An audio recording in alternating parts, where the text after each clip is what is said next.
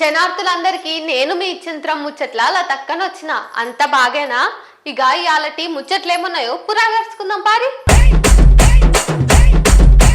ఎన్ని వార్తా ఛానళ్లు మార్చినా ఎన్ని పేపర్లు మరలేసినా ఒక్కటే వార్తగా అనుస్తుంది.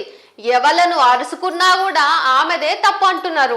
మంత్రి సురేఖ ఇప్పుడు నోరు జారి కుత్తిక మీదకు తెచ్చుకున్నది. ఇక చూడు, ప్రత్యర్థిని విమర్శ చేయనికే రాజకీయంగా ఉన్న అంశాలను తీసుకోవాలి గాని ఆమె మాత్రం సినిమా హీరోయిన్ల పేర్లను తీసి కేటీఆర్ ను విమర్శించుడు చూసింది. ఇక సమంత వ్యక్తిగత జీవితం ఆధారంగా రాజకీయ లబ్ధి పొందాలనుకున్నాడు. ఇదంతా కూడా తప్పే కదా. అయినా రాజకీయ నాయకులు ఇక్కడ సినిమా పెద్దలు అందరూ కూడా సురేఖ మీద గరం గరం అవుతున్నారు. ఆ విషయం మనకెరికే. అధికారం ఉన్నది కదా అని చేసిందో, లేకపోతే అవతలి మనిషి ఆడదే కదా ఏం చేస్తుందిలే అని చెప్పేసి ఈ రొంపిలకు లాగుదాం అనుకున్నదో ఏమో గాని సమంత జీవితాన్ని బజాట్లా పెట్టింది మీడియా ముఖంగా. అయితే ఇక కొండా సురేఖ మాటలు ఆమె మీదనే కాదు, అటు కాంగ్రెస్ పార్టీ మీద సుత తీవ్రమైన ప్రభావమే చూపిస్తున్నాయి. ఇగో ఈ ముచ్చటి ఇంత మెత్తగా మాట్లాడేదైతే కాదు కాబట్టి మీరే నుర్రి. ఏమే అవ్వ కొండా సురేఖ, జర్రనన్న సోయి ఉన్నదా లేకపోతే తెలివి మీరిపోయిందా? ప్రత్యర్థిని విమర్శించాలనంటే నీకు ఇంకో ఆడబిడ్డ బతుకు తప్ప వేరే తప్పులేం దొరకలేవానే? నువ్వన్న మాటలకు సమంత కాబట్టి గంత హుందాగా స్పందించింది.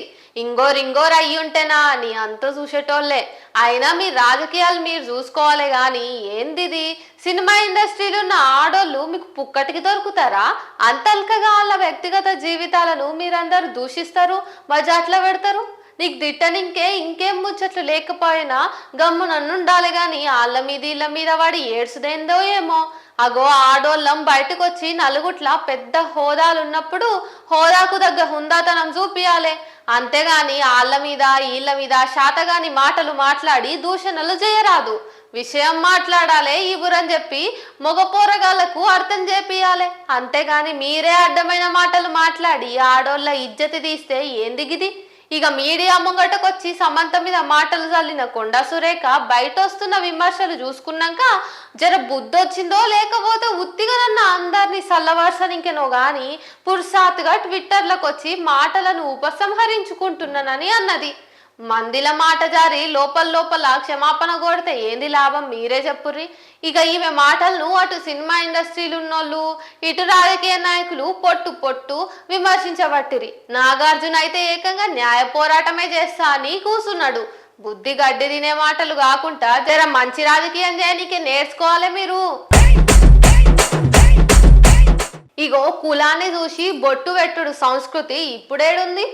అసలు కులాలు ఎక్కడున్నాయి ఇప్పుడు అని కొందరు మాట్లాడతారు గాని కులాలు ఎక్కడ లేవు చెప్పుర్రని సవాల్ ఇస్తున్న మనుషులు కావాలి ఈనాడు. ఎందుకంటారా? ఇగో ఈ వార్తీనూరి మీకే సమజైతుంది. అదేందో పేరుకేమో ఇది జైలు ఉండేటిది నేరస్తులు. చట్టం ముందు నేరస్తులు ఏ కులస్తులైనా సరే ఒకటే కదా. కానీ జైళ్ళల్లో సుత కులం చూసి వాళ్ళను వేరు చేస్తారని తెలుసా మీకు? కులాన్ని బట్టే అక్కడ వ్యవస్థ నడుస్తుందని తెలుసా మీకు? ఇగో ఖైదీలను కులాన్ని బట్టి వేరుగా చూస్తున్నారని చెప్పి సుప్రీంకోర్టులో ఒక పిల్లేసిర్రు.